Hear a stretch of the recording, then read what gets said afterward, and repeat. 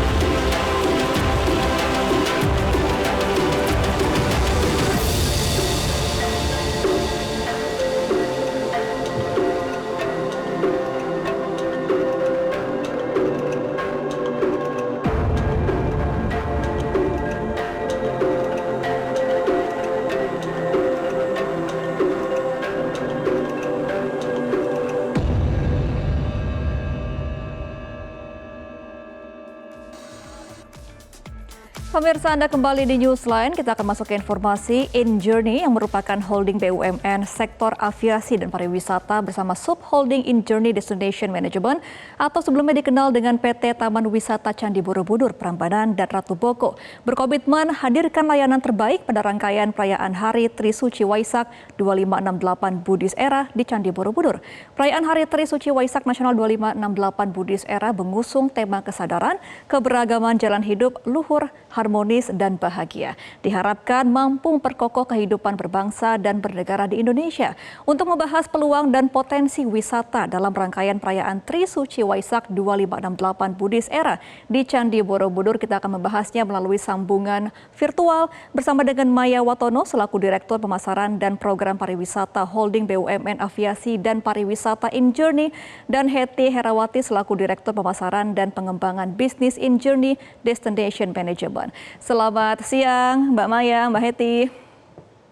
Selamat siang, Mbak Gemma. Mbak Gemma. Oke, saya mau coba ke Mbak Maya dulu ya. Mbak Maya, ini kan perayaan Waisak ini merupakan momentum yang ditunggu-tunggu ya oleh ribuan umat Buddha di dunia. Nah, sejauh ini kira-kira bagaimana nih InJourney melihat peluang dan juga potensi Candi Borobudur untuk sektor pariwisata di Indonesia? Terima kasih Mbak Gemma. Mungkin sebelum masuk ke Candi Borobudur dan mengenai acara kita di Waisak di tanggal 23 Mei ini, saya jelaskan sedikit mengenai InJourney dan peran holding BUMN pariwisata di bidang ekosistem pariwisata dan aviasi ya. Jadi memang InJourney ini kita ada 6 klaster, ada airports, ada bandara, jadi kami memanage bandara, lalu kita ada aviation service, kita ada InJourney Destination Management yang memanage Candi Borobudur, Prambanan, TMII, kita juga ada InJourney Tourism Development Corporation (ITDC) yang memanage destinasi-destinasi prioritas seperti di Mandalika, Labuan Bajo, Nusa Dua. Lalu kita juga ada hospitality dan kita ada retail, under arm kita Sarinah. Jadi memang ini adalah ekosistem pariwisata BUMN yang dari hulu ke hilir. Nah, salah satunya adalah InJourney Destination Management, di mana memanage aset-aset terutama heritage Indonesia. Salah satunya adalah Candi Borobudur. Nah, Candi Borobudur ini memang akan kita reposition menjadi spiritual pilgrim tourism, di mana kita ketahui bahwa umat Buddha seluruh Asia itu besar sekali, ada lebih dari 43% umat Buddha dan simpatisan Buddha di seluruh Asia. Nah, bagaimana kita juga bisa salah satu monumen kita, actually the biggest Buddhist temple in the world, ini bisa menjadi landmark yang luar biasa untuk para umat Buddha seluruh dunia, dan terutama dimulai dari momentum perayaan Waisak ini di tanggal 23 Mei. Oke, nah berarti persiapannya juga butuh yang sangat matang untuk Borobudur ya. Nah saya mau ke Mbak Heti nih. Mbak Heti, bagaimana sejauh ini persiapan dari Candi Borobudur menyambut momentum besar peringatan Hari Raya Umat Buddha Hari Trisuci Waisak Nasional 2568 ini? Ya, bagaimana seperti tahun-tahun sebelumnya ya, penyelenggaraan atau hari kita sebutnya Hari Trisuci Waisak ini selalu persiapannya itu dilakukan secara kolaboratif dengan berbagai pihak ya. Kami sejak awal tahun sudah melakukan koordinasi secara intensif dengan beberapa pihak ya. Di antaranya pasti yang paling penting adalah Kemenak, dalam hal ini adalah Bimas Buddha, kemudian Kemendikbud, kemudian juga Majelis dan Sangha dari agama Buddha yang ada di Indonesia, dan juga tentu saja masyarakat maupun pemerintah daerah setempat. Jadi sejak awal tahun kami menyelenggarakan beberapa koordinasi meeting dan persiapannya sudah cukup matang, Mbak Gema. Saat ini kami sudah siap dengan rundown yang sudah komplit, dan kami juga sudah melakukan awareness building, sudah melakukan banyak informasi-informasi yang kami sebarkan melalui sosial media, baik yang kami punya yang dimiliki oleh InJourney, Borobudur Park, maupun dari aset-aset digital yang dimiliki oleh para sangha dan majelis Buddha yang ada. Ya, jadi kami kerjasama dengan Walubi, MBMI, kemudian Pusdiklat Bodhidharma Indonesia, Yayasan Dewa Dakini, maupun TNI, Polri, dan Pemda setempat juga. Demikian, Mbak. Bicara mengenai rundown tadi sudah siap ya Mbak Heti. Kira-kira apa saja nih rangkaian kegiatannya dengan apakah ada wisatawan lain yang jika ingin mengunjungi Borobudur ini masih boleh ke sana nantinya? Oh, betul. Jadi kalau kita lihat dari rundown-nya, ini acaranya cukup padat, Mbak, karena yang namanya Hari Trisuci Waisak ini adalah sebuah rangkaian acara yang tidak hanya satu hari sebetulnya. Sudah dimulai dari tanggal 14, jadi tanggal 14 nanti, 14 Mei ini akan dilakukan pelepasan Batik Tudong tuh di Taman Mini. Dilanjutkan dengan berbagai acara spiritual dari tanggal 18 sampai tanggal 23. Jadi acara khusus acara keagamaannya dilakukan secara terus-menerus 18 sampai 23 Mei. Itu sebetulnya lebih banyak ditujukan bagi itu umat Buddha, dan banyak sekali tentu dari semua majelis, ada 21 majelis yang ada di Indonesia ini akan hadir ke Borobudur, lalu akan disambung dengan acara yang tentu masih bisa dinikmati oleh masyarakat luas, yaitu pada tanggal 24 sampai 26. Akan tetapi begini Mbak, mungkin saya share sedikit, tanggal 23 itu adalah hari detik Waisak. Nah, kami juga setiap tahun itu melihat bahwa yang namanya Hari Suci Waisak itu tidak hanya menjadi milik kaum Buddha ya. Kenapa? Karena ini melibatkan masyarakat luas, sehingga acara Hari Trisuci Waisak ini biasanya juga melibatkan semacam parade gitu, parade masyarakat, sehingga bisa melihat itu sebagai sebuah pesta rakyat juga. Jadi silakan yang mau datang boleh melihat acara-acara yang kita sediakan, begitu juga dengan acara kita punya satu acara baru tanggal 24, yaitu acara yang disebut dengan nama walking meditation. Jadi ini adalah acara yang bisa dinikmati oleh seluruh umat ya, jadi tidak hanya umat Buddha saja. Oke, baik Mbak Heti, Mbak Maya, kita masih akan berbicara nih mengenai persiapan dari Hari Waisak di Borobudur, tapi kita akan kembali setelah jeda. Telah bersama kami pemirsa di Newsline.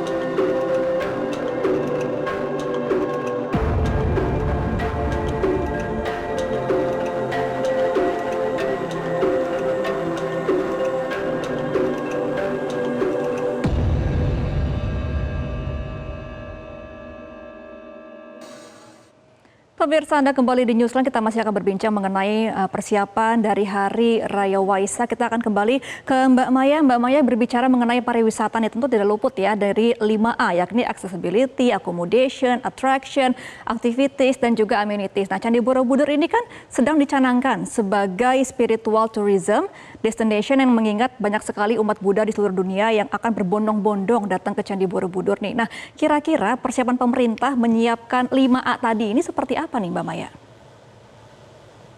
Ya, terima kasih Mbak Gema. Memang untuk pembangunan destinasi ini tidak mudah ya, tidak semudah membalikan sebelah tangan. Butuh effort yang sustainable untuk at least 5-10 tahun ke depan untuk membangun suatu destinasi.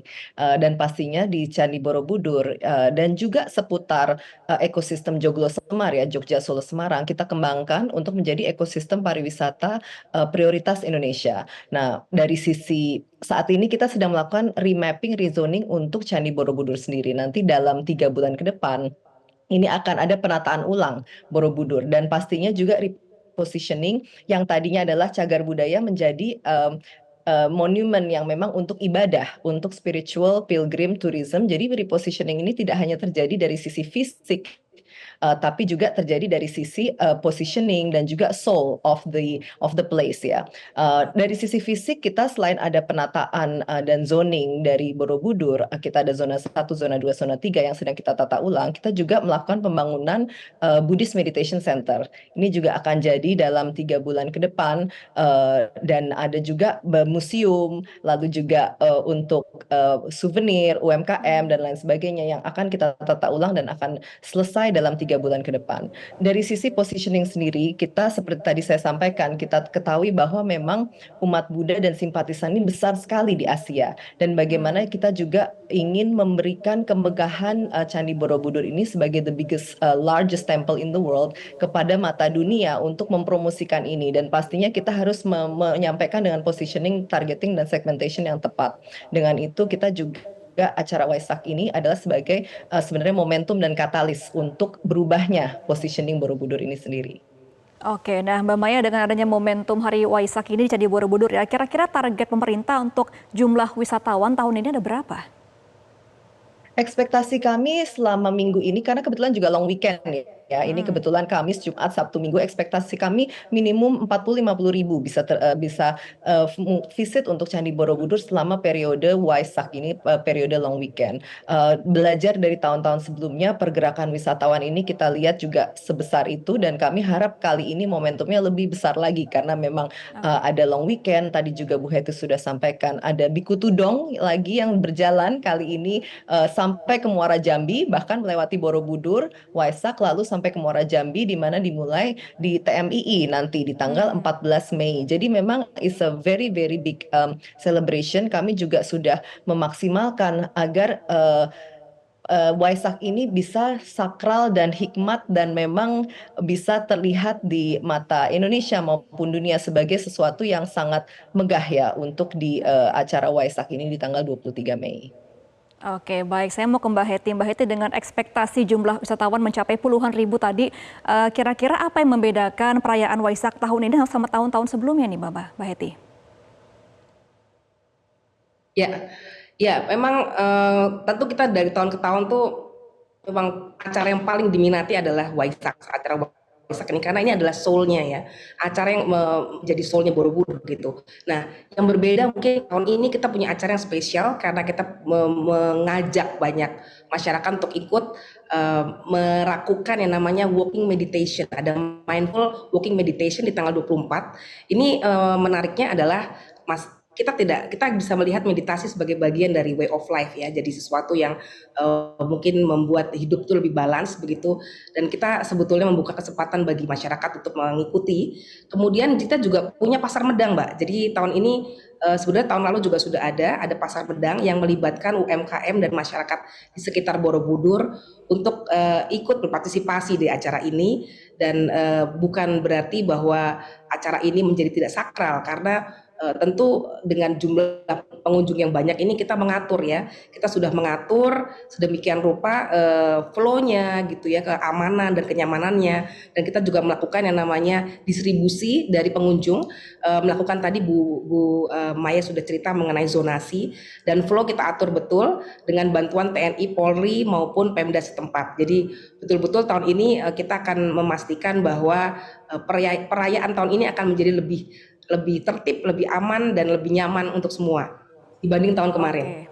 Baik, berarti artinya ini festif tapi tetap sakral begitu ya Mbak Hetty ya. Nah, saya mau ke Mbak Maya lagi nih. Mbak Maya, kira-kira apa sih dampak yang akan dirasakan menjadikan Candi Borobudur ini sebagai spiritual tourism destination? Kira-kira harapan ke depannya apa nih Mbak? Yang pertama adalah ini kita memiliki suatu kebanggaan ya, memiliki Candi Borobudur ini sebagai the largest Buddhist temple in the world. Nah, ini memang bagaimana kita bisa merepositioningkan Candi Borobudur ini, dan pastinya harapannya wisatawan domestik maupun internasional meningkat untuk menikmati keindahan Candi Borobudur ini. Kami berharap dengan adanya repositioning ini, peningkatan wisatawan internasional bisa mencapai 1-2 juta peningkatan wisatawan internasional, dan juga pastinya dengan penataan ulang dan tadi yang Bu Hetty sampaikan juga zonasi yang kita tata, ini akan menjadi tourism yang berkualitas. Jadi tidak hanya mengenai volume tapi juga mengenai kualitas tourism itu sendiri, bahwa memang ini adalah tourism yang sustainable ke depannya untuk menikmati Candi Borobudur kita. Ini yang kita harapkan juga pastinya ada 100-200 tahun ke depan ya. Anak cucu kita semua bisa menikmati Candi Borobudur ini yang sangat luar biasa. Oke, semoga perayaan tahun ini akan lebih meriah dan juga mendatangkan banyak pariwisata dan akan sukses menjalannya di tahun ini. Terima kasih Mbak Maya Watono selaku Direktur Pemasaran InJourney dan juga Mbak Hetty Herawati selaku Direktur Pemasaran Destination Management. Selamat kembali beraktivitas Mbak Maya, Mbak Hetty. Jelajahi cara baru mendapatkan informasi. Download Metro TV Extend sekarang.